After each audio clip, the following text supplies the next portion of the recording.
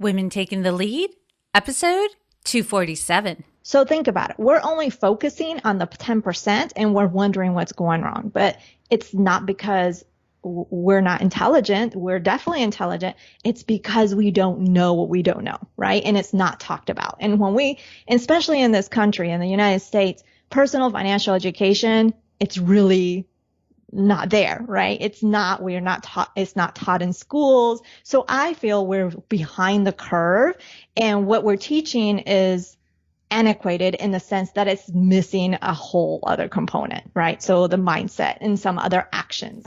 Hello, my name is Jody Flynn and welcome to Women Taking the Lead, where we are all about creating blasts of inspiration to help you overcome self-doubt so you can lead with confidence, integrity, and a sense of humor. Head over to womentakingthelead.com to join the community and get the resources to support you on your leadership journey. Now, your future awaits, so let's get started. Hello, everyone, and thank you for joining me. I have with me Jen Hemphill, who is a military spouse and proud bilingual Latina, and she helps women who are tired of the traditional money advice to gain a renewed sense of control, confidence, and freedom in their financial life. She is a money confidence coach, an accredited financial counselor, and host of the Her Money Matters podcast. Her first book, Her Money Matters: The Missing Truths from Traditional Money Advice, helps to fill the missing gaps for when you are financially stuck. And for those of you who have not been listening for a while, Jen was also on Women Taking the Lead before. You can find her in episode 158. And she also recently did a call for the Tolerations Detox Challenge community because what we discovered as we were dealing with our financial toleration is that talking about money, dealing with money made a lot of people feel ill. There was a lot of negative emotion and aversion that went into personal finances. I mean, we're in tax season right now as we're recording and releasing this episode. So you can only imagine think about how you feel when you have to do anything related to your taxes. That's pretty much what came up. And so Jen came on. So obviously I am a huge fan of Jen's. I'm so happy that you are here, Jen. But for those who are just meeting you, tell us a little bit more what's going on in your life and about your book. Well, first of all, thanks again for having me again. And it's always so much fun talking to you, Jody, because I'm always inspired by everything you do, by the way, because you're a complete rock star. Thanks. But as far as me, literally, you pretty much covered it all. I've just the most recent thing is the book, which I'm super pumped about. I've just been overwhelmed in a good way with all the support. That has been literally has just boggled my mind. It's amazing how much support I've got garnished, or I don't know if garnished is the right word, around this book. But because honestly, before this book and the person that I am, I'm one that is afraid to ask for help because I'm this independent person and I feel like I have to do everything on my own.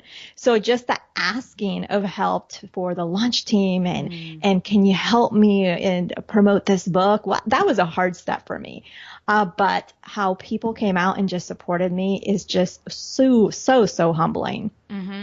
I love that because I'm all for telling everyone who will listen, set a big goal and then tell everybody about it, because that's when you start getting support, right? Yes. That's when people are like, oh, can I help you? Or, hey, have you talked to this person? Or you should get in contact with this organization, or there's a resource on that. We have to be talking about our goals. Yes. Don't keep them hidden because, people want to help so bad. We're wired to help other people. But if we don't know what other people need from us, there's nothing we can offer. Exactly. And that's something that I've been overcoming over the years, and especially in building the business. Is yes, I can do a lot of things, but I can't do everything. And I need to be asking for help. And fortunately, I've gotten over that, I think. Yeah.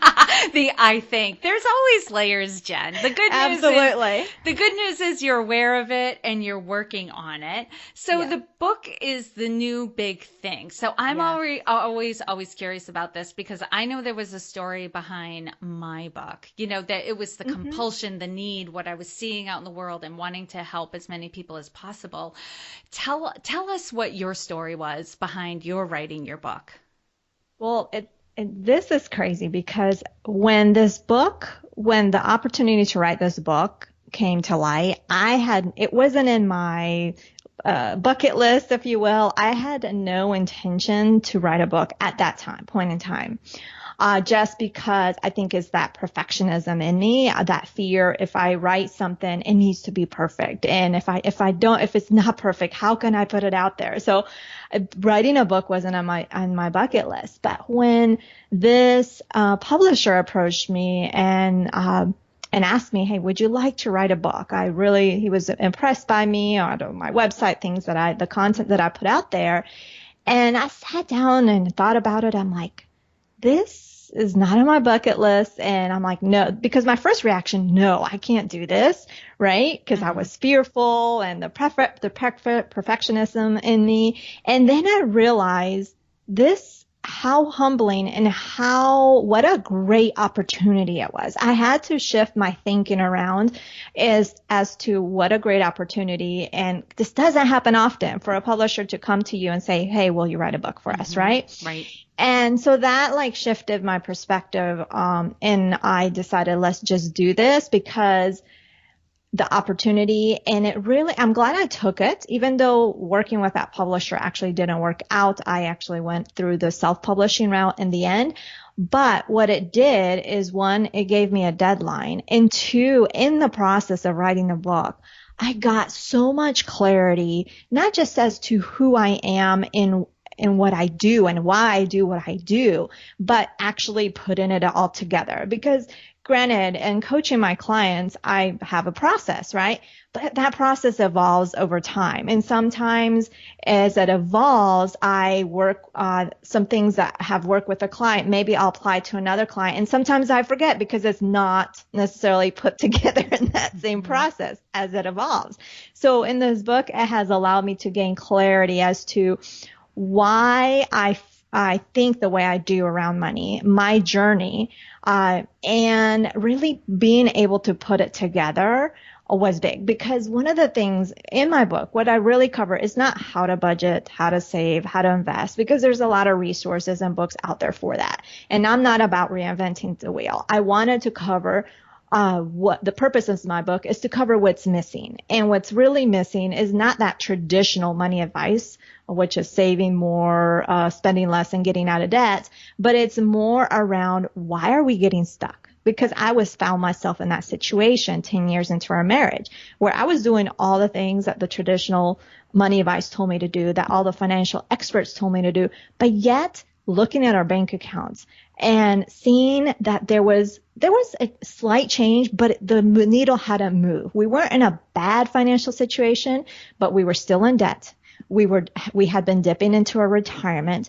Our emergency funds continued to get depleted. So we weren't progressing, right? Mm-hmm. So that's what started the journey, and figuring out what in the world was I doing wrong. And that, and over the years and over my journey and my growth as a person, I was able to figure out what was missing. And that's why when the opportunity to write the book, it just gave me, the clarity as to why I do what I do and how I do it, but being able to having the opportunity to put into writing what I have found that people need, especially when they're finding themselves stuck.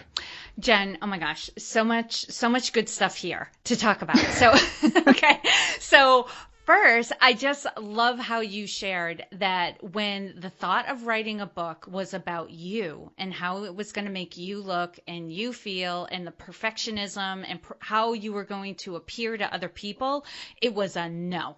Like, this is not going to happen, right? And this often happens too. When it's about us, we get very intimidated. The moment you shifted your thinking to, well, what opportunity could this provide? Right. You know, and who can I help? who can I help, right? How, like, this book is now a platform to help other people. Now, the great thing was, too, it combined both, because in the formulating how you were going to help other people, you also got more clear on yourself and what you do provide and how you help people and your own money story. Like, Yes. just the working through the book actually made your coaching process stronger. But if it had stayed about, well, I can't do it perfectly, or it's not going to be that good, or somebody's already done it, you would have Right. never gotten all the benefits of just putting yourself through the process. Right. Exactly. Exactly. So I'm glad, like I said, it took me a little bit, just to get over myself, if you will, and really shifting like, okay, this is very humbling. And this is, like you said, it's not about me, right? Granted, the opportunity was given to me, but it's really, what can I do with this to make an impact on others? Because you and I are here to serve, right? We are here.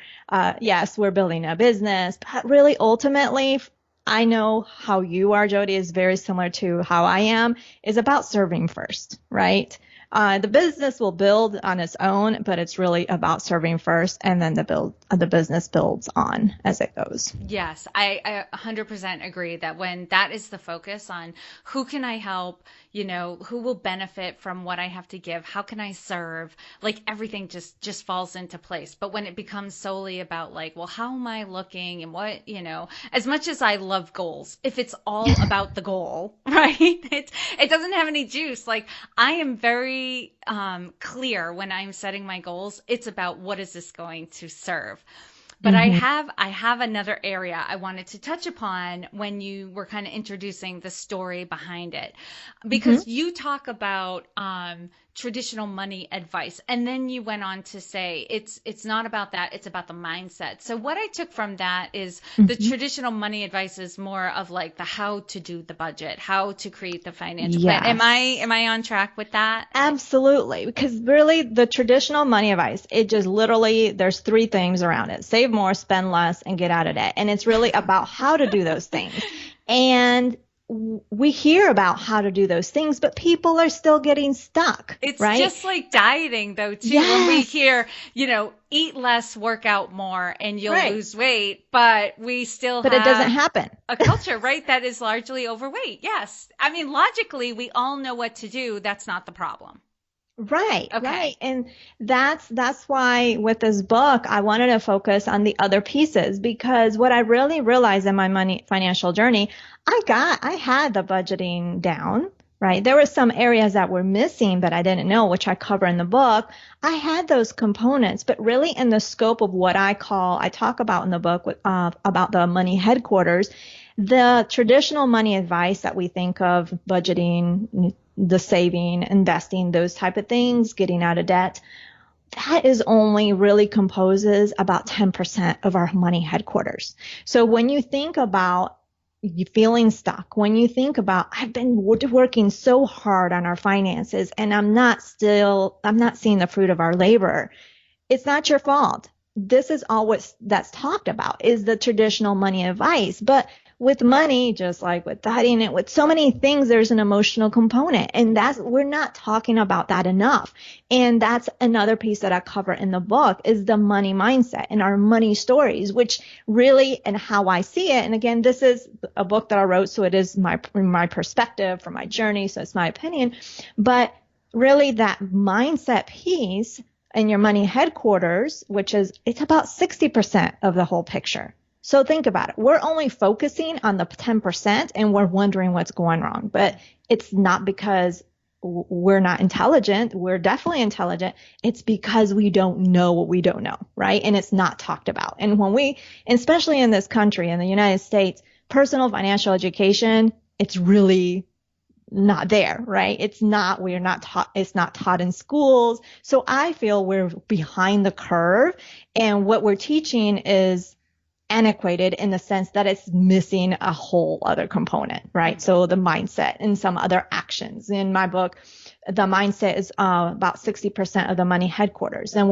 I talk about money actions, which is like creating a dream budget, which is talking money, something that we don't do, right? And then the money skills, which we are familiar with, but there's some skills that we need to develop, like negotiating, those type of things. So that's the focus of the book, is what's missing, what I feel is missing. And then the focus is just to help people fill in those gaps so they can get ahead, right? So it's really designed to be more of a cheat sheet, or I don't know how you would say it. Cheat book doesn't sound right. But where if you're feeling stuck, because each chapter has some action, it has some worksheets. So if you're feeling stuck, you go through those worksheets that you already filled out, and it gives you a cheat sheet as to, okay, I'm feeling stuck. This is what I can do now in this area of my life. Lola provides a modern approach to feminine care. Did you know that the FDA doesn't require brands to disclose a comprehensive list of ingredients in their feminine care products? So most of them don't. Major brands use a mix of synthetic ingredients in their products, including rayon and polyester. Their feminine care products may also be treated with harsh chemical cleansing agents, fragrances, and dyes. Lola offers complete transparency about the ingredients found in their tampons, pads, and liners. Lola products are 100% organic cotton. I've received a shipment and I loved it. If you know me, you know the subscription model works for me because it gives me one less thing I have to think about and plan for. The products were in a cute and modern little box, and the inside cover read, "This too shall pass, and until it does, we're here for you." I laughed out loud when I opened the box. And for 40% off your first order, visit mylola.com and enter promo code LEAD40 when you subscribe. Now, you've mentioned a couple of the different areas that make up the money headquarters. What is the money headquarters, and what are the different components of that? And why is it important to know that in the scope of managing your finances? So basically, your money headquarters is your hub for your money in a sense. So if you think about a home, or a house, I should say, when you build a house, you start with a foundation, right? So the foundation is a very important piece of building a house, because if you don't have a strong foundation in that house, that house is not going to really be steady. You're going to have issues with the house, right? And then you start building from there, right? So piece by piece. And then, so if you compare your money headquarters to like a house, the foundation of your house is like your mindset, right? So it's a very, very important component of the house to keep the house in good standing and not shaky and without so many issues, right?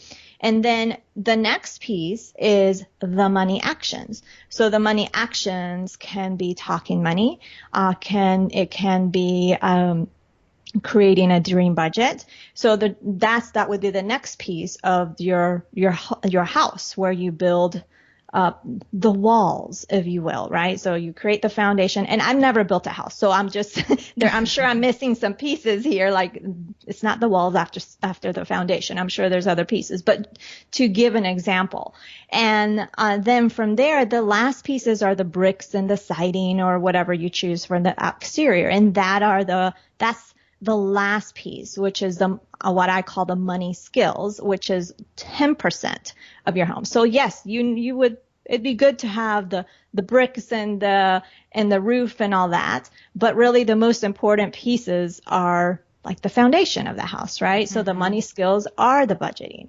But I also talk about self-care, but that's actually one of the self-care is under the money mindset piece, because with taking care of yourself, it really affects how you feel, and and depending on how you feel, it affects the thoughts in your mind, right? Yeah. So that's really the essence of the money headquarters. It's your money hub, but it's not just the budgeting, but the overall health, if you will, of your financial life. Mm-hmm. And I love how the analogy kind of ties the money headquarters as a space that like takes care of you, right? Mm-hmm.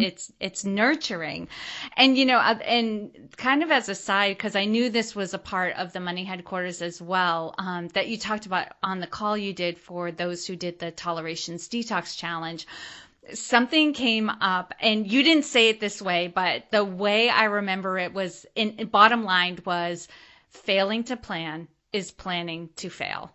And so what came up for me and for some other people, it's like, okay, it's not that we don't know like money coming in and we have a general sense of our finances. It was always like not planning for the unexpected. And that sounds crazy. Like, how do you plan for the unexpected? But that was the thing that we talked about, those annual expenses that we forget are coming up in May, right? And so month over month, we're doing okay. And then all of a sudden in May, we're like, oh no, that's right. I have to register my car this month, you know?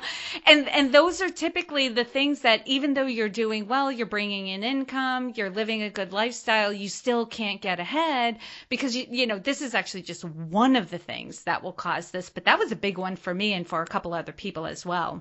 Absolutely. Because that's another piece that is not talked about, because when experts or when there's personal financial education and they teach you the how to on budgeting, right? They teach you put in the different categories, housing and food and the car and utilities and all that. And all of that is fine because, and I definitely, a budget is necessary, and I can talk about why some people don't think it is, but with the budgeting, it's just basically a plan for your money. But what is not taught is, like you mentioned, those pieces where the annual bill or annual expense or any of those non-monthly expenses, you're taught to put them in the budget, right? Like, well, come up with a monthly number. Sometimes you're not. They just said, well, just kind of estimate. And I always teach my clients, let's go through last year. Let's go through the process and figure out about how often did you go to get your haircut, let's say, and come up. And from there,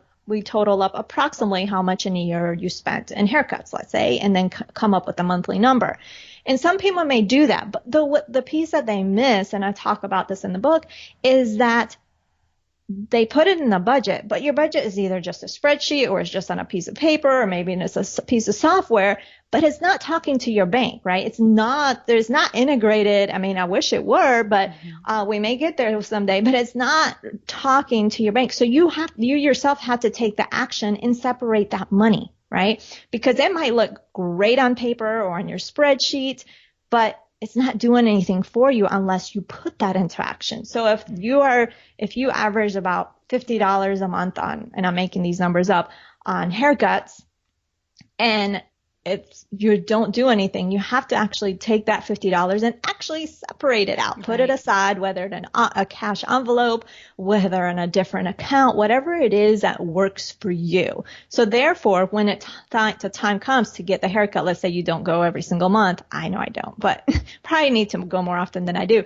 But then when it comes time to get that haircut, you're going to have that money. Because if you don't, the other side of this is you're going to break that cash flow. And what I mean by that is that you have, unless you're an entrepreneur, you have a consistent amount of income every month, right? And with entrepreneurs, it varies.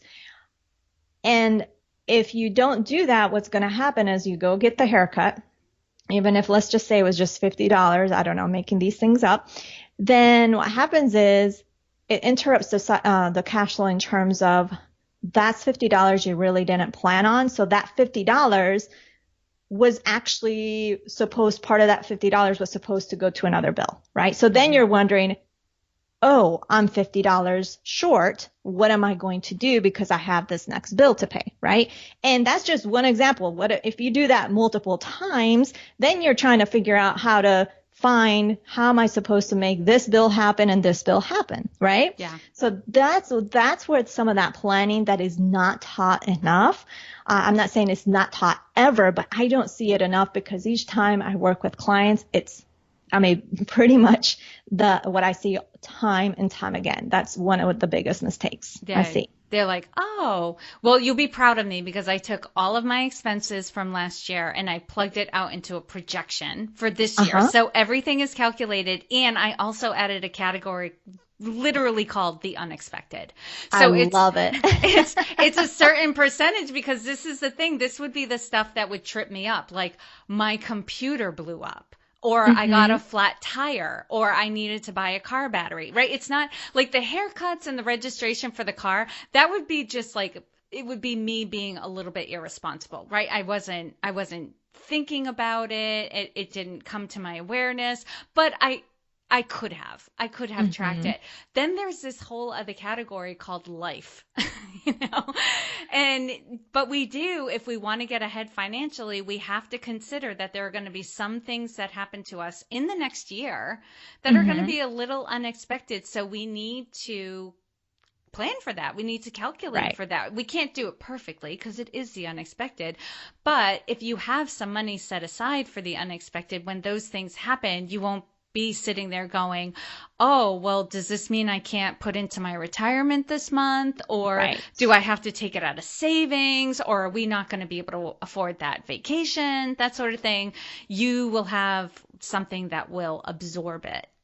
Absolutely. And this is another reason why people, when they say I'm living paycheck to paycheck, that this is one of the reasons, right? It's not planning fully those non-monthly expenses. And then especially like on Christmas time, going all out at Christmas, and maybe you have the money then, but then, we have this bill due.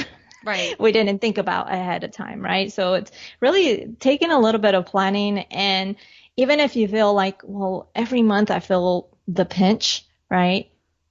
Just even if you feel that fear that you don't have enough, do it anyway. Like just take a look. It doesn't hurt to look and start some planning, because then what happens, you're going to realize you're going to have the exact tangible number, right? So I wouldn't, if you let fear stop you in terms of not really knowing by how much, you shouldn't do that. You should find that tangible number and work with that, right? What is that tangible number in terms of what you have left over, or what tangible number you have overspent by, right? So it's all about fine-tuning what that exact number is, instead of just saying, oh, we don't have enough. You have to know by how much, right? Because if you know by how much, or then you know what you have to do, versus, oh my gosh, I'm in a terrible financial situation. It's not about being that, but really knowing, okay, what do you have to work with?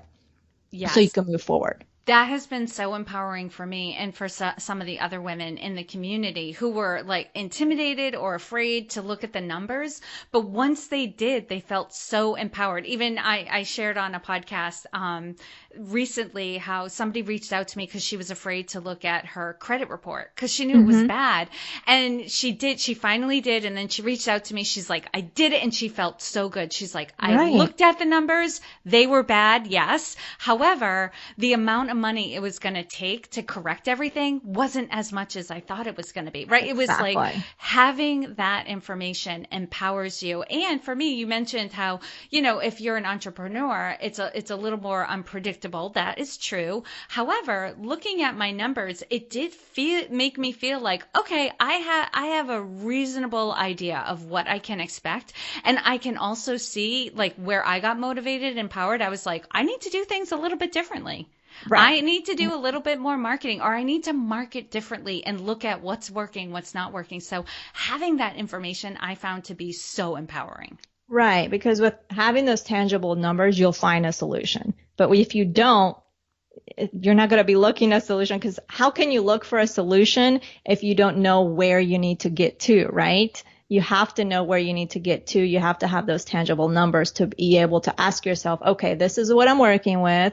How can we solve this, or how can we get to this point, right? But you have to know where you stand at the current moment to do that. Mm-hmm.